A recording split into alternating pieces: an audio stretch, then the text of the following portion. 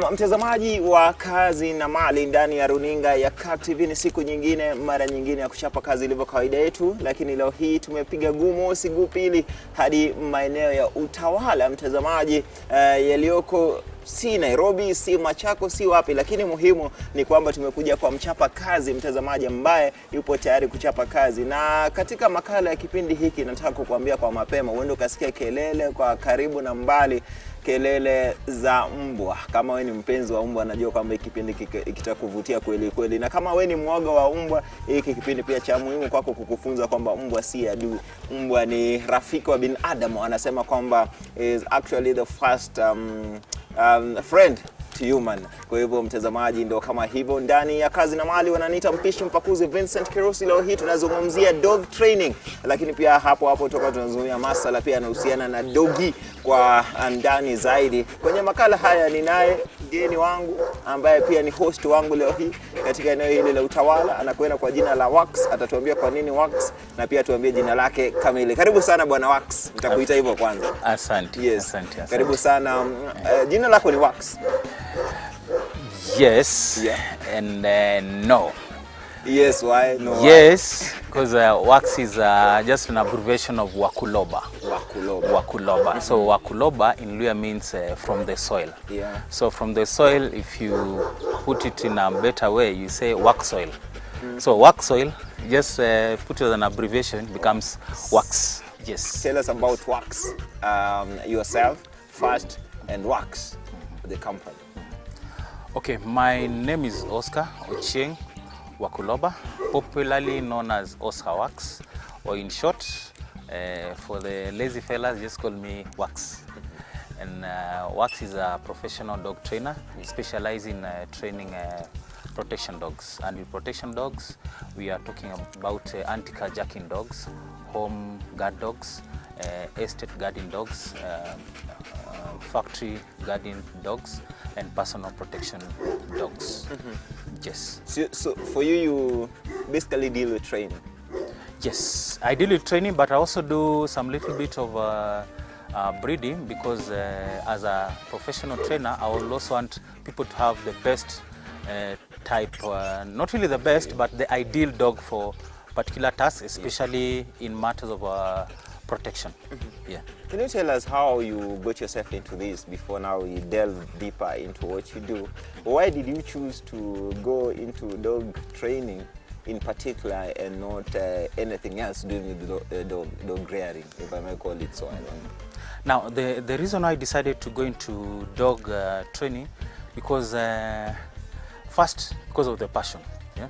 Because with these dogs, before you do anything, before you feed the dog, before you think about the dog, then you must have something inside you which pushes you to do something good for the dog. So the first thing was a passion for animals, and especially dogs. And secondly, I saw a flaw in training, and especially protection dog training, whereby I've seen many people do shoddy work in terms of training what they call aggression dogs. But for me, I don't call them I don't call it aggression training. I call it a protection training, because ideally you are teaching the dog to protect either property or the owner. Yeah. Yes. So it's because you saw a gap and you decided to get to fill that gap. Yes. Yes. What training does a dog trainer go through for him to become one? For him to become a trainer? Yes. Now, is there a particular kind of education, you know?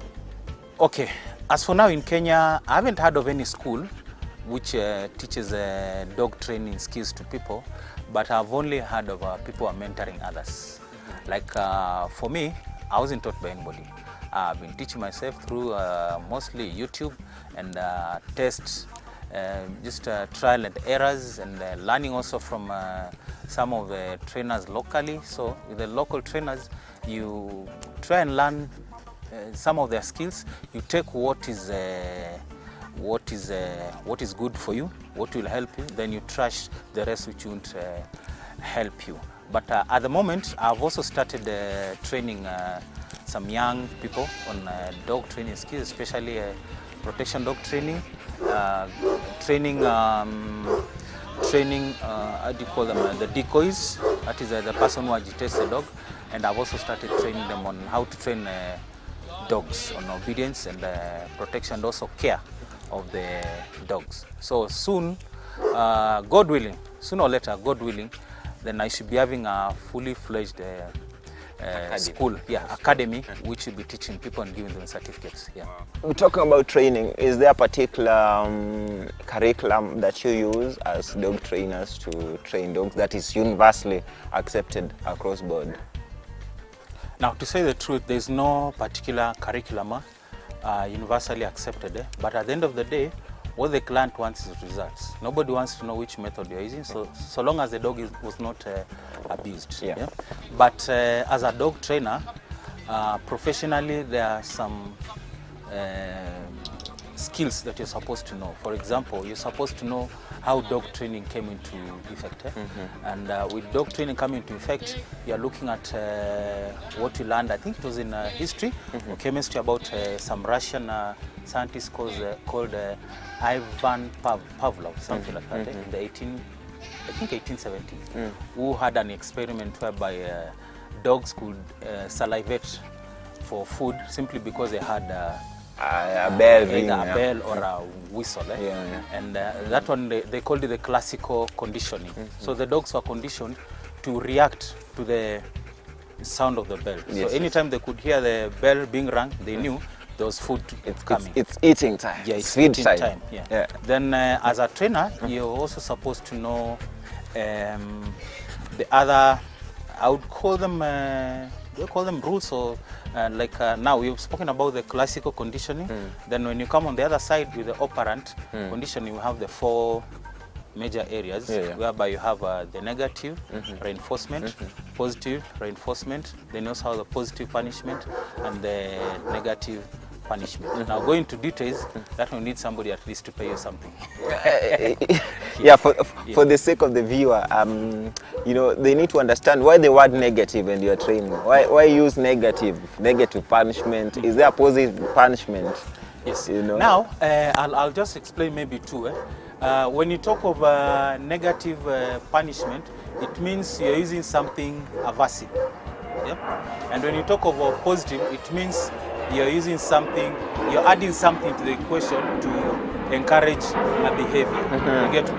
Like when you talk about positive reinforcement, give me some tricks. I'll just explain one.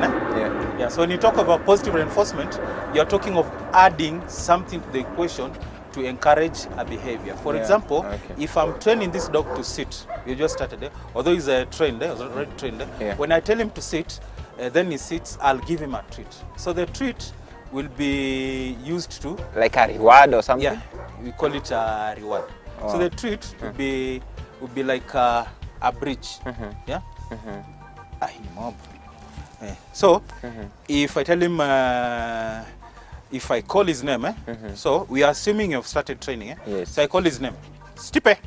So he looks at me, I reward. So I'm encouraging the dog through the use of the treat. So the treat you are using here is these are kibbles. So this one, it will encourage the dog to look at you. So you're adding something to the equation. When you come to the negative, it means you are removing something to either increase the behavior or decrease the behavior. For example, what you've put here, this is a choke chain and this is a prong collar. So if I tell the dog to sit, then it doesn't sit. Then I give it some little jerk like this. The dog will feel some discomfort. So after the discomfort, the dog is supposed to do what? Sit. So that one will be a negative reinforcement. So it's either negative reinforcement or negative punishment, depending on what you're doing at that time. You get me? Yes. So either one increases the behavior or one decreases the behavior. So if it's a reinforcement, it's increasing the behavior. If it's a punishment, it means it's decreasing the behavior. Yes. Even as we talk, before we understand training, we have to understand the various types of dog breeds that are out here. Just to mention their names and the types if there are any, so that we understand when you train these breeds, do all breeds perform the same, you know, roles or what? But before we get there, can you for a moment tell us what are some of the different types of dog breeds that we have? Now, starting with the one that is seated here. This one, this is German Shepherd. Yeah. And the German Shepherd, if I'm not wrong, it's classified in the herding group. Yes, yes. Yeah. And when you talk about the dog breeds, we have various classifications. We have the toy breeds, the likes of a Chihuahua. Not the Chihuahuas that Kenyans know, because most Kenyans, they call any small dog a Chihuahua. We have the toy breeds, we have the herding dogs, we have the hounds, we have the, talking about toy breeds, we have the hounds. I've forgotten the other classification, but those are some of the major classifications. Then when you go deeply into the breeds, we have different breeds, and some of them they have not been seen here in Kenya, but the major breeds that we see around here: German Shepherds, Rottweilers, Great Danes, Huskies. So any dog breed that somebody will want to own, depending on their need and their finances. Yes. Zile za mashambani, zile watu wako nazo mashambani, zile huwa zinaitwa aje? Do they have a name? Ama ni kienyeji? Now, there is a major category that I started, and most guys I don't know. I started some time before on the internet. I started calling them the KSD, Kenya Shepherd Dogs. Then from the Kenya Shepherd Dogs, now you have the Pumwani Pointers. Pumwani, why Pumwani? And the Mufis. Pumwani Pointer is just a kienyeji dog that has spots and a pointed muzzle. Okay. But genetically, most of them usually look almost the same, because for them they do what you call natural selection. So you find the kienyeji in Kenya, they look almost the same as the kienyeji in South Africa or another land. Almost the same. So you've said the major breed in the country is German Shepherd? Yeah, the top breed that we know in the country is a German Shepherd, and that is attributed to its functionability. Yes. Okay. Okay, we will talk about that even more. Now, do all dog breeds perform the same roles? Can they be, you know, can they be used for protection, for, and all other types that, our other roles that you mentioned at the beginning? No. Or each dog, each breed type with its own roles? Okay, it depends. Okay, it depends where the dog came from. Like most of the guard dogs, they came from German. The likes of the Rottweiler, the German Shepherd, the Great Danes, and not all dogs will perform the same task. So it depends on the original purpose of the dog. So the reason why the German Shepherd is able to do multiple tasks, because it was bred to herd sheep. So that means it must have been, they must have used very intelligent dogs that will be instructed through either voice, a whistle, or just a stick. Tell it to go fetch those sheep, come with them here, they need to do that. There is a myth that the German Shepherd is, you know, as a result of crossbreeding between a dog and a jackal. A jackal or a hyena? I've had something like a hyena. I had a jackal. A jackal? Yeah. What I've heard people say is the hyena. I think the hyena. Is it true, even if it's the year? No, that is not true, considering, if you don't know, if you've done a homework well, the hyena is from the cat family. It's more closer to the cat family than the dog family. So technically it can't breed with a dog and sire. But with the dog family like the jackal, I think they can sire, if I'm not wrong. But that is not possible for it to produce such an intelligent animal. Yeah, because we have also seen crosses between wolves and other breeds like German Shepherd or Huskies, and most of the time they don't come out well in terms of trainability. Yes, we call it the wolf hybrid. Yeah, they are very big, very good looking, but in terms of trainability, they have issues. Yeah, so no need to go there in terms of breeding the wild specimen and specimen that you have here for domestic purpose. Yes. Then how do you now pick out a good dog for such roles? from the many dogs that you as a trainer, you know, that are brought to you by clients, how do you pick and advise a client that no, this is a good dog for you know, for guarding and all that? So choosing when they are coming or when they are buying from us? Well, when they are, because take for instance, I'm just a client and I want a dog to herd, to guard, you know. How do I pick the best from the many breeds that are around? Now, picking the best dog for a particular purpose, yeah. First you go to the breed specifics. The first thing you're supposed to know is the breed characteristic. If you're looking for a dog to herd, then you look at what kind of breeds were originally bred to do the herding. Yeah. So if it's German Shepherd, now you come to the German Shepherd. I'll give you the German Shepherd. Then from there, I'll now do the proper, like a one-to-one selection. So in one-to-one selection, you are looking at a dog with stable nerves, a dog which is not either startled with sounds or other animals, a dog which is not, which has what you call, which is properly trained on distraction, so that desensitization, sorry, a dog which is properly trained on desensitization against other animals, so that you don't have a dog which is which will eat your sheep instead of herding them, or your cattle. And you also need a dog which is properly socialized from puppyhood on how to deal with other animals which are not dogs. Then from there, now you go to the character, and with character you're looking at a dog with stable nerves, you're looking at a dog with proper drives to do the job, then also looking at a dog with a proper and stable temperament. Yes, then from there, now you start talking about the prices. Amongst the breeds, kuna ile ambayo unasema kwamba hii character yake naturally as a German Shepherd, as a Rottweiler, its character is well known, and ama dogi ni vile mtu amemtunza tu, character ni vile mtu amemtunza, a breed notwithstanding. As a trainer, I've seen dogs which have come here as Rottweilers, and some of them have issues with the nerves. So hatuwezi sema ati sababu ni Rottweiler ni mkali, inategemea pia hiyo Rottweiler imebreediwa aje. But at the same time, when you go to somebody's compound, ukuta akona Rottweiler, don't assume, because Rottweilers, they are natural guard dogs. They will bite even without... they are naturally aggressive.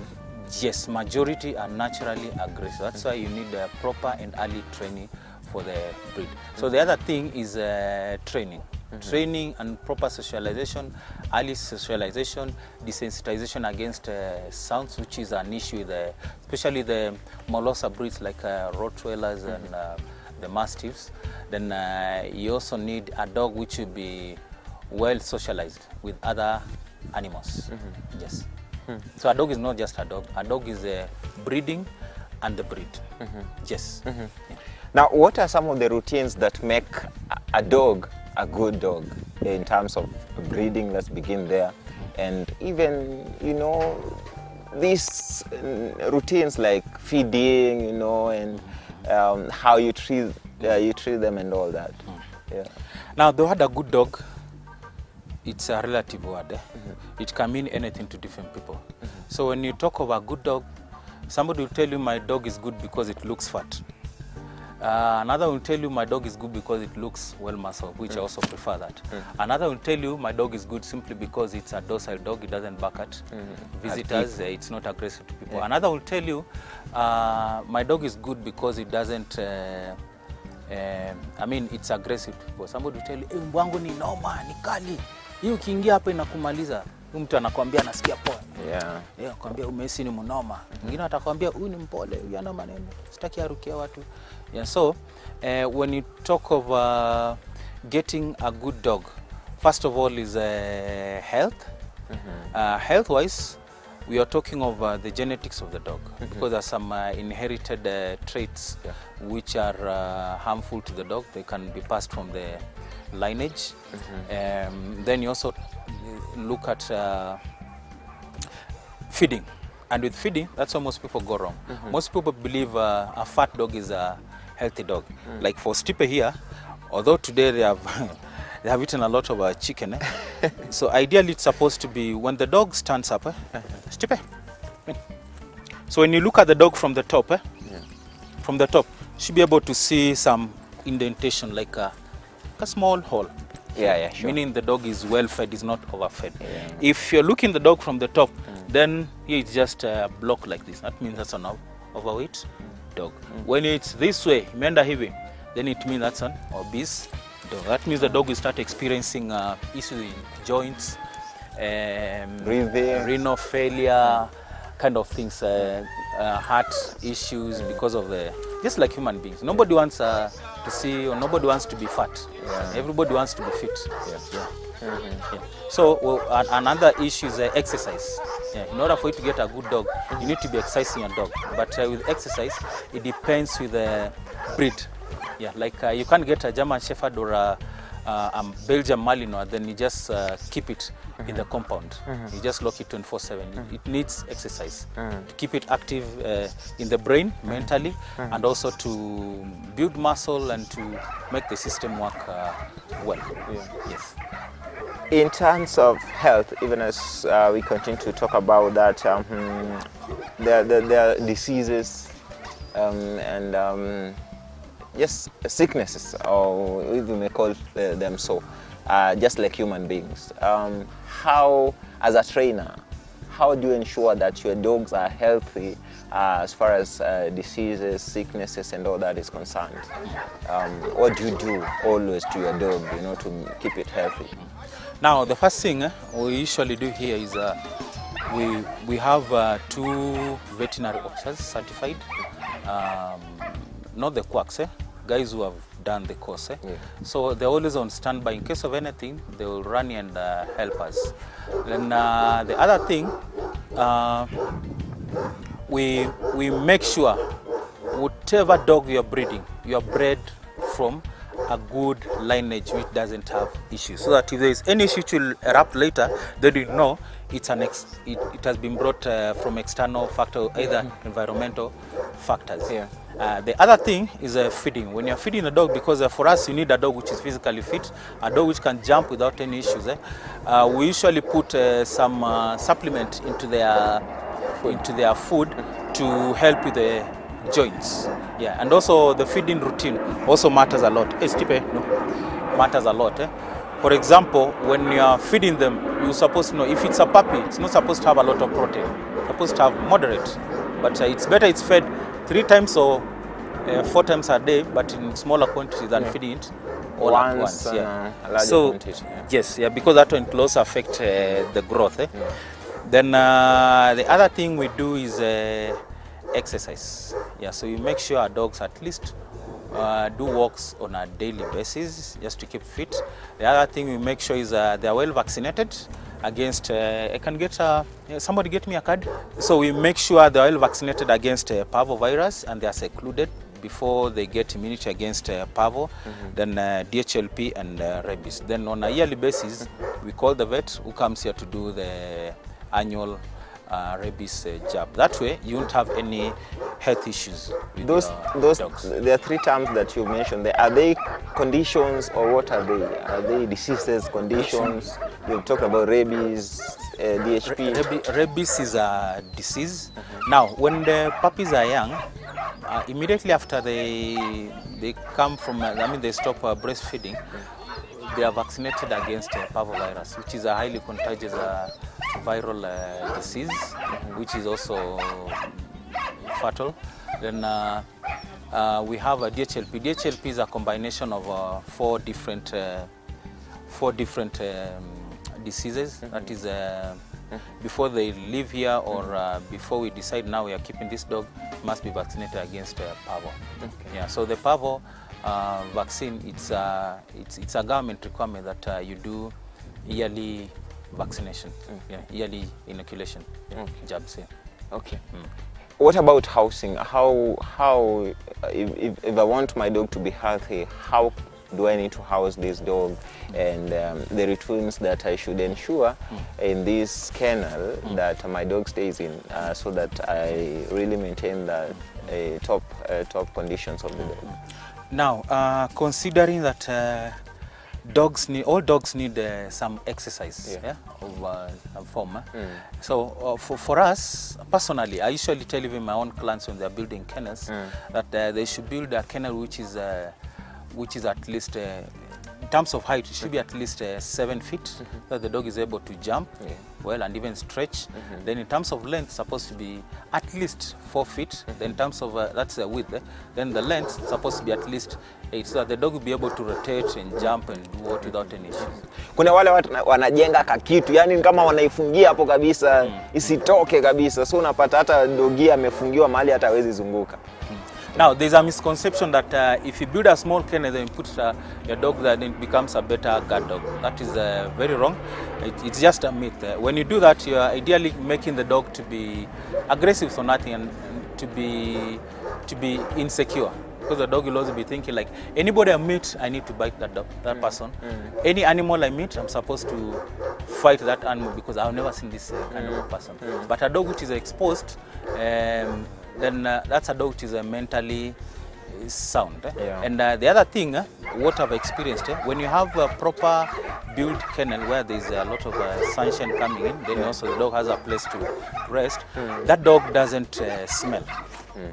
Like for this one, I know you've entered here, did you smell any? No smell. And how many dogs have you seen here? Over 25, Yes. Yeah, so if you go to most kennels, you start smelling dogs from almost 500 meters away.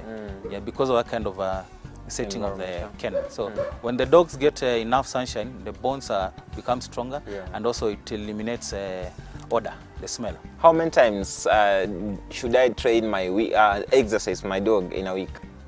In a week, it depends. Okay, I won't count it in a week. I can say on a daily basis. It depends with the breed. If it's a big breed like this one, they need at least 45 minutes of walk. Daily? Yeah, daily. And again, daily or even, you can even skip 1 day or 2 days. But in a week, 4 times you're safe. At least 45 minutes of walk. Then if it's a small breeds, it also depends what type of dog. Like if you have the Jack Russell, it needs a lot of exercise. So that one at least you'll have at least 1 hour of playtime with it. Fetch games, or not running around that one to keep it active. If it's a docile dogs like the Great Dane, that means is enough. But you make sure when you're walking the big chested dogs like the Great Dane, Bobble, you make sure the dog hasn't eaten so that it doesn't get stomach twist or the bloat. Yeah, it should be hungry, and so that when you're walking, you don't have that stomach twist because of the big chest. So you don't exercise just any dog anytime. Tuende tu buraha fupi mtazamaji, manake makala haya yataendelea juma lijalo. Kwa hivyo la mno kwako kufanya ni kushikilia tu hapo ulipo, ili kwamba juma lijalo uendelee kufaidi zaidi katika mazungumzo hao. Ujue training inafanyika namna gani, itakukost pesa ngapi mtazamaji kupata mafunzo ya mbwa wako vizuri kabisa kutoka mahali hapa ambapo tupo. Kwa hivyo na kuhimiza tu utulie hadi juma lijalo upate mengi zaidi ndani ya kipindi cha Kazi na Mali. Kwa leo tunavuta pumzi tu kidogo, lakini juma lijalo tutarejea na mengi zaidi ndani ya Kazi na Mali.